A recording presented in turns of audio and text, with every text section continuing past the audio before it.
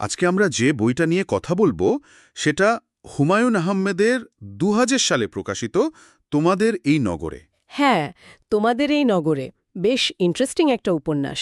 ঠিক, আমাদের কাছে কিছু বিশ্লেষণ এসেছে, সেগুলোর উপর ভিত্তি করেই আজকের এই আলোচনাটা সাজানো। আচ্ছা। তো মূল চরিত্র তো অবশ্যই হিমু, ওই যে হলুদ পাঞ্জাবি, খালি পা। হাতে ঘড়ি নেই, ফোন নেই, ভবিষ্যৎ নিয়েও কোনো চিন্তা নেই। একদম, কিন্তু একটা গভীর দর্শন আছে, মানবিকতা আছে। সে সমাজের নিয়মগুলোকে ঠিক প্রশ্ন করে চলে। হ্যাঁ, হিমুর এই ব্যাপারটা আসলে খুব গুরুত্বপূর্ণ। আপাতদৃষ্টিতে মনে হবে ভবঘুরে, কিন্তু ওর হাঁটা চলা, ওর কথা সবকিছুর মধ্যেই একটা গভীর পর্যবেক্ষণ লুকিয়ে আছে। আমাদের আজকের উদ্দেশ্যও সেটাই। এই উপন্যাসে হিমু শহরটাকে কিভাবে দেখছে আর এর ভেতরের ভাবনাগুলো কি সেটা একটু বোঝার চেষ্টা করা। ঠিক, চলুন শুরু করা যাক। আচ্ছা, প্রথমেই শিরোনামটা তোমাদের এই নগরে। এই তোমাদের শব্দটা কেমন যেন একটা দূরত্ব তৈরি করে, তাই না? অবশ্যই। মনে হয় হিমু নিজেকে ঠিক এই শহরের অংশ মনে করে না, সে যেন বাইরে থেকে দেখছে। একজন পর্যবেক্ষক, তার ওই যে উদ্দেশ্যহীন হাঁটা, এর মধ্যেও তো একটা লক্ষ্য থাকে, মানুষের মনটা বোঝা। একদম, মানুষের ভেতরের দ্বন্দ্ব, শহরের রাতের ক্লান্তি, একাকিত্ব, এগুলো সে অনুভব করে, কিন্তু সে এগুলোর সাথে মিশে যায় না। এখানেই কি তার প্রতিবাদটা? হ্যাঁ, ঠিক ধরেছেন। এটা কিন্তু কোনো হইচই করা প্রতিবাদ না, ওর জীবন যাপনটাই একটা প্রতিবাদ। এই যে শহুরি কৃত্রিমতা, ভণ্ডামি, এগুলোর বিরুদ্ধে একটা নীরব অবস্থান। এটাকে আমরা বলতে পারি সমাজ আর ব্যক্তির দ্বন্দ্ব। আর এই দেখতে গিয়েই তো সে নানান ঘটনার মধ্যে পড়ে, যেমন ওই ভিক্ষুকের দেওয়া রক্তমাখা চিঠিটা। হ্যাঁ, ওটা গল্পের একটা টার্নিং পয়েন্ট। ওই চিঠিটা দিতে গিয়েই তো ফারহিনের সাথে দেখা। মেয়েটার জীবনেও শহরের একটা করুণ ইতিহাস জড়িয়ে আছে, ভাইয়ের মৃত্যু, বাবার অসুস্থতা। আর ফারহিনের এই কথাটা, তোমার মতো কেউই তো আসে না, এটা কিন্তু খুব ভাবায়। শহরের মানুষের এই যে বিচ্ছিন্নতা। ঠিক, শুধু ফারহিন কেন, আইনজীবী কাজী সাহেব, যিনি সত্যটা জানেন কিন্তু বলতে ভয় পান। বা ধরুন মিশু আর তার মা, মানসিক ভারসাম্যহীন মিশু, তার মায়ের ওই কথাটা, এই শহরে পাগলদের জন্য জায়গা নাই। এগুলো তো শুধু বিচ্ছিন্ন ঘটনা না। এগুলো আসলে শহরের ভেতরের শূন্যতা, ভণ্ডামি, সহানুভূতির অভাব, এগুলোকেই তুলে ধরে। একদম। আর হিমুর মন্তব্যগুলোও খুব তীক্ষ্ণ।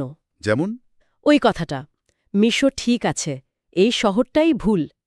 এটা তো প্রায় হিমুর মূল দর্শন হয়ে দাঁড়ায়, তাই না? হ্যাঁ, এই একটা বাক্যেই কিন্তু অনেক কিছু বলা হয়ে যায়।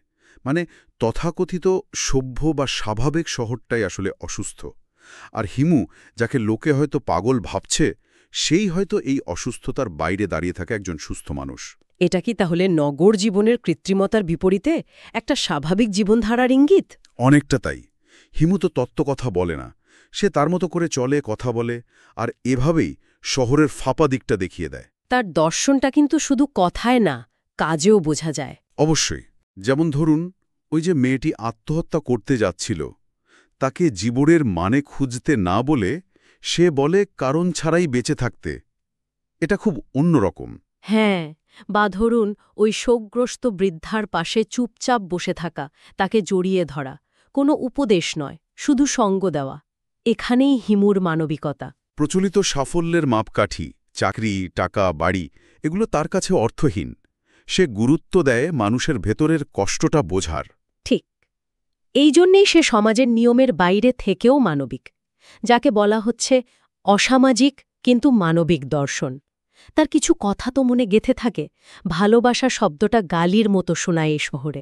বা ওই যে তোমাদের নগর সভ্য, তবু আমি হাঁটি খালি পায়ে, অসাধারণ।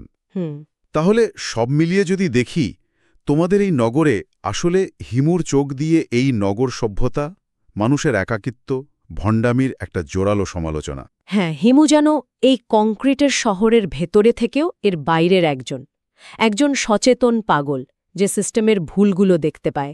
রেল স্টেশনের ওই শেষ দৃশ্যটা, ওর কথাটা মনে আছে? আমি শুধু পথিক, আমি হিমু, আমি কোথাও নেই, কোথাও আছি। এই বিচ্ছিন্নতাটাই হয়তো ওকে টিকিয়ে রাখে। আচ্ছা। আর এখানেই কিন্তু একটা বড় প্রশ্ন চলে আসে। হিমুর এই যে নির্লিপ্ত থাকা, নিজেকে একটু আলাদা করে রাখা, এটাই কি এই যান্ত্রিক শহরে মানবিকতাকে বাঁচিয়ে রাখার পথ? নিজেদের টিকিয়ে রাখতে হলে কি আমাদের সবারই একটু হিমুর মতো বিচ্ছিন্নতার প্রয়োজন? হয়তোবা। এই প্রশ্নটাই লেখক আমাদের জন্য রেখে গেছেন ভাবার মতো একটা বিষয়।